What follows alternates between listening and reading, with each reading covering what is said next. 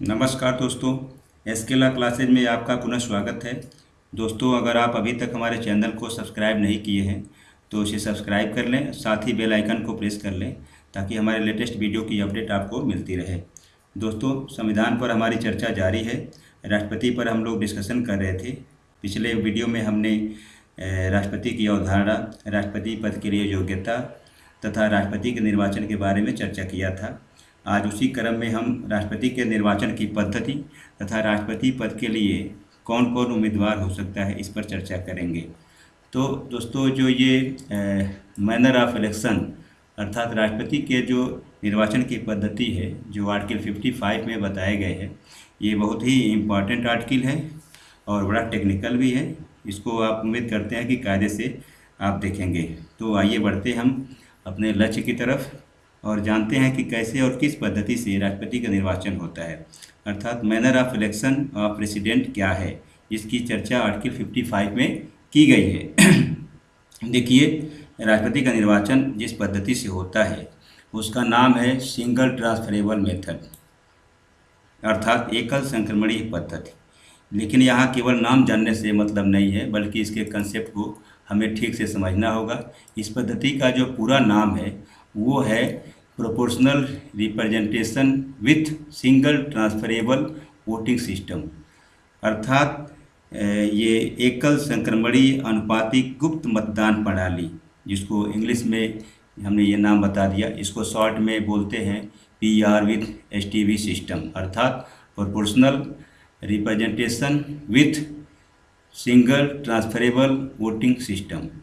तो उम्मीद करते हैं कि आप इस नाम को जान जाएंगे और भूलेंगे नहीं। तो इस तरीके से, इस पद्धति से जो है राष्ट्रपति का निर्वाचन होता है। आर्टिकल 55 यह कहता है कि राष्ट्रपति का निर्वाचन सिस्टम ऑफ प्रोपोर्शनल रिप्रेजेंटेशन अर्थात आनुपातिक प्रतिनिधित्व पद्धति के अनुसार एकल संक्रमणीय तथा गुप्त मतदान द्वारा अर्थात सेक्रेट बैलेट द्वारा होगा। यहाँ संक्रमणीय का तात्पर्य हस्तांतरीय अर्थात ट्रांसफरेबल से है। दोस्तों, जो ये पूरा नाम हमने बताया है कि proportional representation with single transferable voting system, इस पूरे नाम में जिन जिन शब्दों का इस्तेमाल किया गया है, इन सारे शब्दों का क्या क्या मतलब होता है हमें जानना होगा। दोस्तों, मैं जानता हूँ कि आप सभी लोग राष्ट्रपति के बारे में बहुत कुछ जानते होंगे, फिर भी मैं चाहता हूँ कि इसके कंसेप्ट के बारे में आपको कोई भी भ्रम न रहे। देखिए, चुनाव जिस तरह से होते हैं उनको हम मोटे तौर पे दो भागों में बांट सकते हैं। यहाँ देखेंगे आप, ये तीनों नाम जो हमने नाम बताने थे वो हम आगे चर्चा करेंगे। यहाँ इलेक्शन के बारे में हम बात कर रहे हैं कि इलेक्शन दो तरीके के होते हैं। एक तो चुनाव की जो पहली पद्धति है वह है first past the post method, अर्थात जो है अग्रता ही विजेता का नियम। ये जो पहला रूल होता है first past the post method, इसको बोलते हैं अग्रता ही विजेता का नियम। इसको सर्वाधिक मत पाने वाले की जीत की प्रणाली भी कहा जाता है और शॉर्ट में इसे FPTP, यहाँ देख सकते हैं आप, FPTP अर्थात first past the post method भी कहा जाता है। इस प्रणाली के अनुसार जो सबसे ज़्यादा वोट लेकर आएगा वही विजेता होगा। इसके ठीक विपरीत राष्ट्रपति के निर्वाचन में वह उम्मीदवार चुनाव नहीं जीतता है जो सबसे ज़्यादा वोट लेकर आता है, बल्कि वह उम्मीदवार चुनाव जीतता है जो निश्चित कोटा प्राप्त करता है। निश्चित कोटा प्राप्त करने के वजह से ही इस पद्धति का नाम है एकल संक्रमणीय आनुपातिक गुप्त मतदान प्रणाली, अर्थात प्रोपोर्शनल रिप्रेजेंटेशन, ये जो नाम है with single transferable voting system. ठीक है, अब हमें जानना है कि एकल संक्रमणीय, जो हमने बताया कि हमने सारे शब्द जो इस्तेमाल किए हैं उनका थोड़ा थोड़ा हम मतलब निकालेंगे कि सिंगल ट्रांसफरेबल क्या है। तो सिंगल ट्रांसफरेबल मतलब एक ऐसी पद्धति या एक ऐसा चुनाव जिसमें मतदाता वरीयता क्रम में अपना मत देता है, तो उसे हम एकल संक्रमणीय मत कहते हैं। संक्रमणीय को हस्तांतरणीय भी कहा जाता है। हस्तांतरणीय का मतलब है कि जब मतदाता इस चुनाव में वोट देने आता है तो प्राथमिकता के क्रम में मत देता है, और उसका कारण यह है कि जब वोटों की गिनती की जाती है और कोई उम्मीदवार निश्चित कोटा नहीं प्राप्त करता है तो ऐसी स्थिति में उसके वोट हस्तांतरित हो जाते हैं अर्थात ट्रांसफर हो जाते हैं। इसी कारण इसे एकल संक्रमणी या सिंगल ट्रांसफरेबल मेथड कहा जाता है। अच्छा, दूसरी चीज, इस विधि को आनुपातिक इस वजह से कहा जाता है। आनुपातिक मतलब ये सिस्टम ऑफ प्रोपोर्शनल रिप्रेजेंटेशन कि इस वजह से कहा जाता है क्योंकि इस चुनाव में जीतने वाले उम्मीदवार को सबसे ज़्यादा वोट लाने से मतलब नहीं होता है, बल्कि एक निश्चित कोटा प्राप्त करना होता है। इसको हम एक उदाहरण से समझा सकते हैं कि अच्छा, दूसरी चीज़ हम यहाँ सेक्रेट बैलेट का मतलब जान लें। सेक्रेट बैलेट का मतलब होता है गुप्त मतदान, क्योंकि राष्ट्रपति का जो निर्वाचन होता है वो गुप्त मतदान के द्वारा होता है, हम और आप इसको नहीं देखते हैं।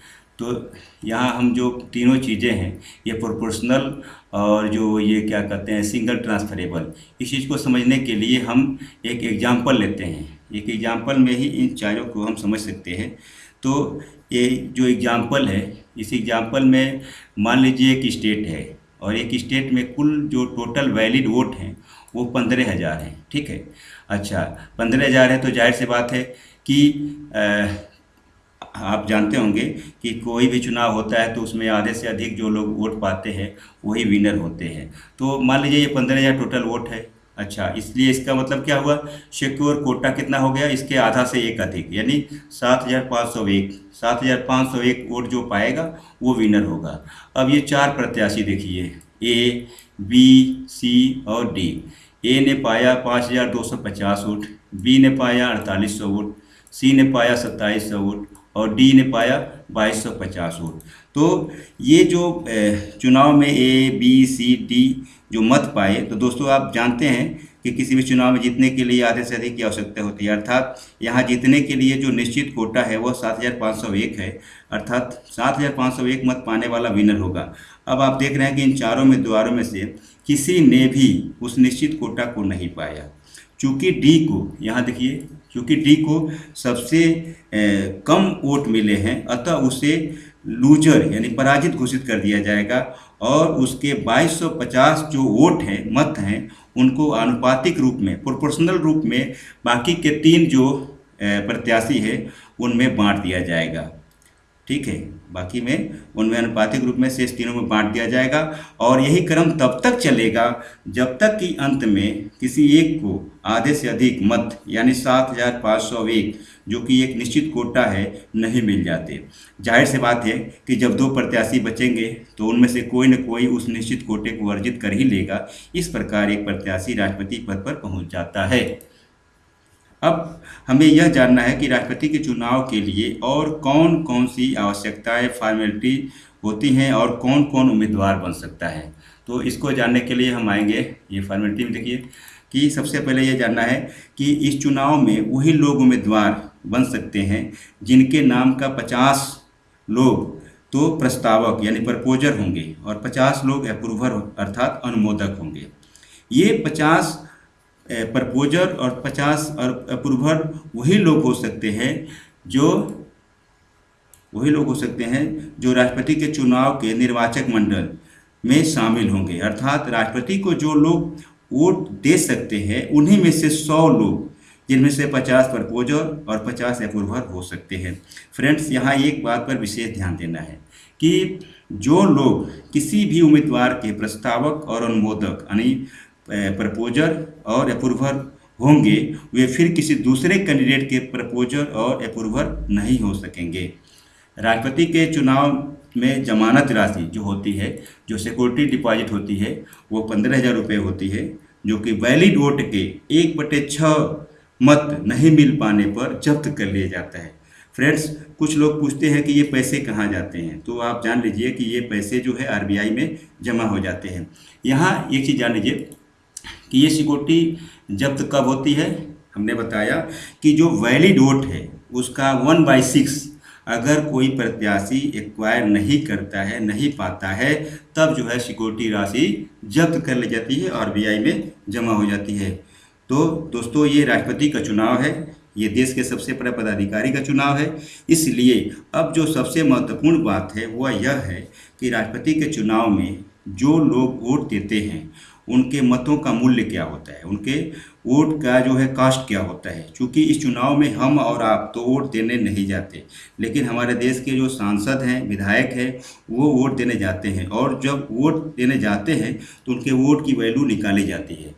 भले से ही हम और आप वोट नहीं देने जाते हैं, लेकिन हमारे जो एमपी और एमएलए वोट देते हैं तो वो कहीं न कहीं हमको रिप्रेजेंट करते हैं। तो उनको कितने वोटर को, यानी कितने लोगों को एक एमपी रिप्रेजेंट करता है और कितने लोगों को एक एमएलए रिप्रेजेंट करता है, इसी को हमें जानना है। तो एक विधायक जो है, ये इनके मतों का मूल्य निकालने का जो फार्मूला है वो नीचे ये है, हम दिखा रहे हैं आपको।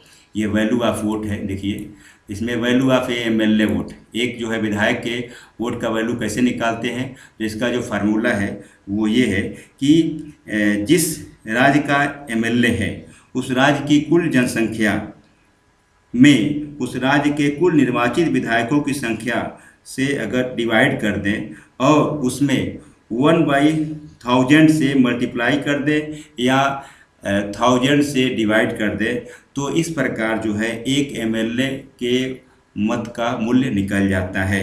इसी प्रकार एक एमएलए के जब वोट का कास्ट यानी मूल्य पता चल जाता है तो उस राज्य में जितने भी एमएलए हैं उनसे मल्टीप्लाई कर दे तो सारे एमएलए के जो है वोट कास्ट निकल जाएंगे उस पर्टिकुलर स्टेट में। लेकिन यहाँ ध्यान रखना है कि जो जनसंख्या का आधार वर्ष है वह 1971 होगा, अर्थात जिस भी राज्य की जनसंख्या का उल्लेख करना होगा तो 1971 में उस राज्य की जितनी जनसंख्या थी वही लिखा जाएगा, और 2026 तक जनसंख्या का आधार वर्ष 1971 ही रहेगा। दोस्तों आपको जानकारी के लिए बता दें कि ये 2026 जो है इसके जगह पे पहले 2000 शब्द थे, सन 2000 की बात की गई थी, लेकिन 84 अमेंडमेंट के जरिए ये जो है 2000 से बढ़ा के 2026 यानी 2026 तक के लिए ये प्रोविज़न बना दिया गया है। अर्थात कहने का मतलब ये है कि जब भी हम वोट कास्ट निकालेंगे और वहाँ जो है पॉपुलेशन की बात होगी तो पॉपुलेशन 1971 का ही लिखेंगे। अब आप सोच रहे होंगे कि जब हमारे पास जो सबसे लेटेस्ट जो जनगणना हुई थी 2011, तो जब उसके डेटा है हमारे पास हैं तो 1971 की जनसंख्या को हम क्यों उल्लेख करते हैं। तो इसका रीज़न फ़िलहाल है, रीज़न तो है लेकिन हमारे पास कोई इसका सॉलिड जवाब नहीं है।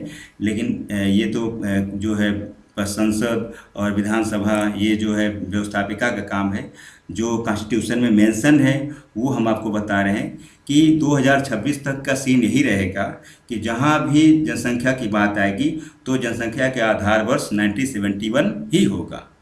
अब हम एक जो है एमपी के वोट का कास्ट क्या होता है इसको निकालेंगे, value of MP, value of MP vote मतलब एक सांसद के वो मत का क्या मूल्य होता है इसको निकालेंगे। तो एक सांसद के मत का मूल्य निकालने का जो फार्मूला है वो यह है कि अगर देखिए ये देख सकते हैं आप कि अगर सभी राज्यों व संघ राज्य क्षेत्रों के निर्वाचित एमएलए के मतों के मूल्य को जोड़ लिया जाए तथा उसमें सभी निर्वाचित सांसदों की संख्या से भाग दे दें, डिवाइड कर दें, तो एक जो है एमपी के मत का मूल्य निकल जाएगा। अर्थात हमने आपको शुरू में बताया था कि जो एमपी हैं तो लोकसभा से 543 लोग जो निर्वाचित होते हैं और राज्यसभा से 233 एमपी निर्वाचित होते हैं, तो टोटल हो जाते हैं 776 यानी 776 ये हो जाएंगे।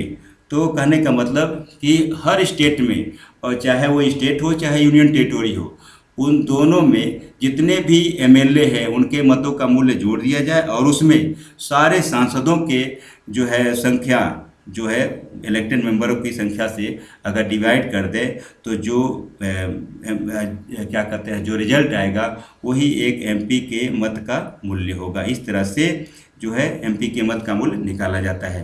फ्रेंड्स, अब प्रश्न उठता है कि क्या किसी विधानसभा के भंग होने की स्थिति में राष्ट्रपति का निर्वाचन हो सकता है। तो इसका जवाब है कि हाँ, हो सकता है। इसका जवाब है कि हो सकता है। आर्टिकल 71 इसके बारे में साफ साफ बताता है कि अगर किसी भी राज्य की विधानसभा भंग हो तो राष्ट्रपति के चुनाव पर कोई प्रभाव नहीं पड़ेगा। अगर 2 या 2 से अधिक विधानसभा भंग है तो भी राष्ट्रपति का चुनाव नहीं रुकेगा। और अगर पूरे के पूरे 29 राज्य जो हैं उन सारे राज्यों के विधानसभा भंग है तो भी कोई फर्क नहीं पड़ेगा और राष्ट्रपति का चुनाव होगा। यहाँ तक कि अगर स्वयं लोकसभा का भी विघटन हो गया हो तो भी कोई फर्क नहीं पड़ेगा। और ऐसी स्थिति में हमारे पास राज्यसभा है जो कि एक परमानेंट हाउस है और केवल उसी के द्वारा राष्ट्रपति का निर्वाचन हो जाएगा। तो ये जो है बहुत इंपॉर्टेंट चीज़ है। अक्सर कंपटीशन में ये पूछे जाते हैं कि अगर किसी 1 या 2 स्टेट में विधानसभा भंग है तो क्या ऐसी दशा में राष्ट्रपति का चुनाव होगा कि नहीं। चलिए, अब जो आर्टिकल 71 में जो दूसरी बात है वह यह है कि अगर राष्ट्रपति के निर्वाचन को लेके अगर कोई विवाद होता है तो उसकी सुनवाई कहाँ होगी। तो आपकी जानकारी के लिए बता दें कि अगर राष्ट्रपति के चुनाव में कोई भी विवाद होता है तो उसकी सुनवाई सुप्रीम कोर्ट द्वारा होगी और सुप्रीम कोर्ट में 5 जजों के पीठ के समक्ष सुनवाई होगी और सुप्रीम कोर्ट का जो भी डिसीजन होगा वह अंतिम होगा। किसी भी व्यक्ति को राष्ट्रपति के चुनाव से संबंधित अगर कोई शिकायत है तो चुनाव के 30 दिन के भीतर अपनी शिकायत सुप्रीम कोर्ट में दर्ज करानी होगी। यहाँ शिकायत वही व्यक्ति कर सकता है जो राष्ट्रपति पद के लिए उम्मीदवार रहा हो। मतलब कहने का कि एक आम आदमी राष्ट्रपति के निर्वाचन को लेके कोई आपत्ति दाखिल नहीं कर सकता है, बल्कि जो भी कंप्लेंट करने वाला होगा वो कौन होगा, जो राष्ट्रपति पद के लिए कैंडिडेट रहा हो। सुप्रीम कोर्ट अगर यह पाता है कि निर्वाचन अवैध था यानी इलेक्शन इलीगल था तो भी उस तिथि तक राष्ट्रपति द्वारा किए गए सारे कार्य लीगल होंगे। फ्रेंड्स, आज हम लोगों ने राष्ट्रपति के निर्वाचन की रीति यानी पद्धति, कौन उम्मीदवार हो सकता है तथा विधायकों व सांसदों के मतों का क्या मूल्य होता है, इस विषय पर चर्चा किए। अगले वीडियो में हम लोग राष्ट्रपति के द्वारा शपथ, उस पर महाभियोग की प्रक्रिया तथा राष्ट्रपति क्या क्या विशेषाधिकार प्राप्त है उसके बारे में डिस्कस करेंगे। दोस्तों, आपको ये वीडियो कैसा लगा आप कमेंट करके बताइएगा। पसंद आया तो लाइक और शेयर करिएगा और अगर अभी तक आप चैनल को सब्सक्राइब नहीं किए हैं तो प्लीज़ उसे सब्सक्राइब करिएगा। Thank you very much.